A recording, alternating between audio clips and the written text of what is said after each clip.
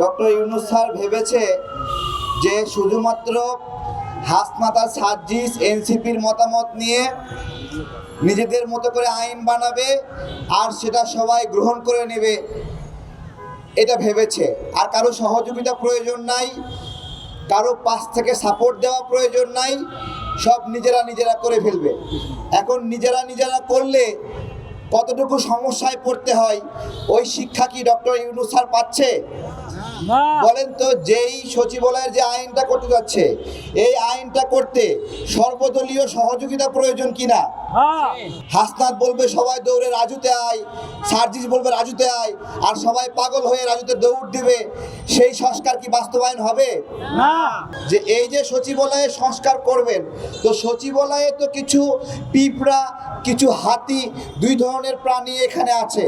তো সেই পিঁপড়া এবং হাতি তাদেরকে এই সংস্কার প্রক্রিয়ায় যুক্ত করতে হবে না? সংস্কার করতে হলে জনগণের সাথে সম্পৃক্ত থাকতে হবে। সচিবালয়ে যারা আন্দোলন করছেন তাদের প্রতি আমার আহ্বান যে আপনারা যে বিষয়গুলো বলছেন এই বিষয়গুলো গুছিয়ে রাষ্ট্রের উদ্দেশ্যে আপনারা বলেন। সামনে তারেক রহমান প্রধানমন্ত্রী হবে, বেগম জিয়া প্রধানমন্ত্রী হবে, তার জন্য ডক্টর ইউনূস স্যার আইন করতেছে কর ন্যায়পাল সংবিধানে যেটা আছে ওইটা শক্তিশালী করতে হবে। এই তো আমার কথা যে বেগম জিয়া অথবা শেখ হাসিনাকে যেই কর ন্যায়পাল দিয়ে আপনি শাস্তি দেবেন, ওই কর ন্যায়পাল আইনটা ডক্টর ইউনূসের উপরে আজকে থেকে প্রয়োগ হবে না কেন? যদি আজকে থেকে প্রয়োগ হয় তার 666 কোটি টাকা আটকে যাবে। যে দায়িত্ব থেকে ইউনিভার্সিটি লাইসেন্স নিছে সেটা আটকে যাবে, যে আদম ব্যবসায়ী লাইসেন্স নিছে ওইটা আটকে যাবে। তো উনি যেই আইনটা পরবর্তী সরকারের জন্য করতে যাচ্ছে সেই আইনটা প্রাথমিকভাবে একটু পরীক্ষামূলকভাবে আসিফ মাহমুদের উপর প্রয়োগ করেন, তাই না? তো এগুলো সংস্কারের আমরা যেগুলো চাই, যেগুলো সংস্কারের আমাদের প্রত্যাশা, সেগুলো এখন থেকেই কিছু কিছু প্রয়োগ হোক, যাতে করে সরকারের মধ্যে মাহফুজ আলম যারা 5 কোটি টাকা নিচে ডিল করে না, আসিফ মাহমুদ যারা 2 কোটি টাকা নিচে ডিল করে না, তাদেরকেও একটু নাড়াচাড়া দেওয়া যায় যে বিষয়টা আসলে কেমন হয়। যেসব কর্মচারী আছে, আমলা আছে, যারা জনগণের চাকর হিসেবে কাজ করবে এবং রাষ্ট্রযন্ত্রের যে দায়গুলো আছে সে দায়ের প্রেক্ষিতে কাজ করবে, কিন্তু সেখানে আমরা দেখেছি যে একটা ব্রাহ্মণ্যবাদী সম্প্রদায় তৈরি হয়েছে বাংলাদেশে।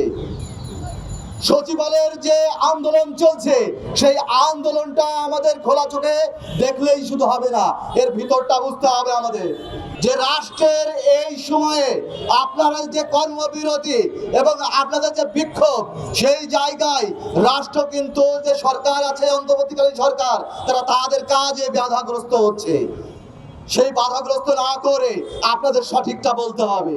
রাষ্ট্রকে যদি অস্থিতিশীল করতে চান, আপনারা দেশপ্রেমিক না, আপনাদেরকে চিহ্নিত করা হবে, আপনাদেরকে জবাবদিহিতায় আনতে হবে। আর আমরা ডক্টর মোহাম্মদ ইউনূসের এই সরকারকে বলতে চাই, প্রধান উপদেষ্টাকে বলতে চাই, এই যে আপনার কাঁঠাল মার্কা অথর্ব আমরা কাঠের ঢেকি উপদেষ্টাদেরকে দিয়ে বাংলাদেশের জনগণের সেবা আপনি করতে পারবেন না।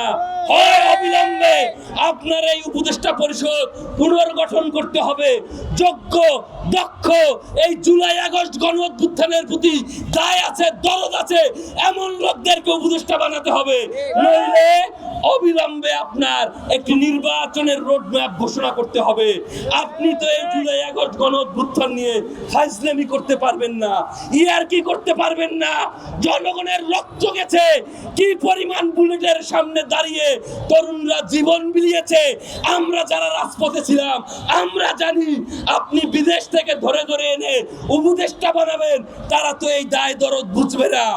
আমরা বলতে চাই, আমরা কষ্ট পাই, আমরা লজ্জিত হই যখন দেখি এই জনগণের রাষ্ট্রে জনগণের সরকার ক্ষমতায়, আমরা বলি তখনও জনগণের উপর নিপীড়ন হয়, নিষ্পেষণ হয়।